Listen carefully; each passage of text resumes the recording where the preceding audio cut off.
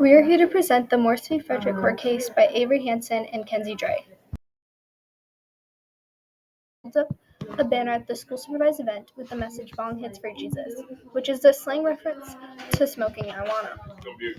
Deborah Morse, the school's principal, suspended Frederick. She said that Joseph broke the school's policy against the display of material that promotes the use of illegal drugs.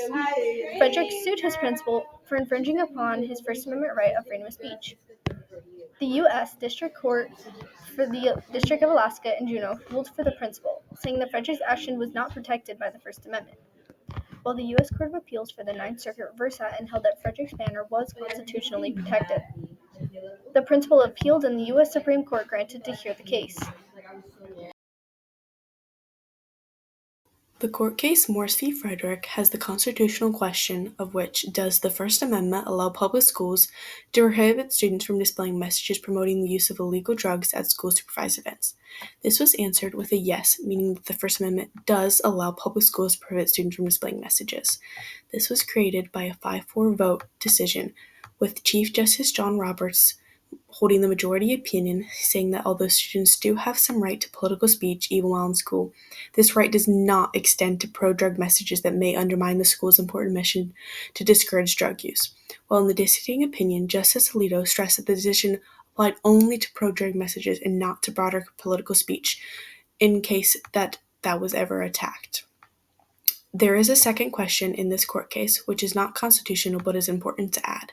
This question is, does a school official have qualified immunity from any damages under the lawsuit under the 42 U.S.C. 1983 code, when in accordance with school policy, she, meaning the principal in this case, disciplines a student, which is the student that was holding the sign "Bong hits for Jesus," for displaying a banner with a drug reference at school-supervised events.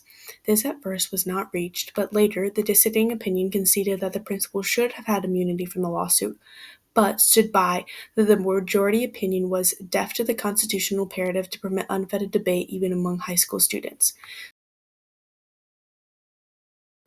Following the Morse decision, lower courts began to use its reasoning that schools have an interest in student welfare to regulate off-campus student speech, especially posts on social media.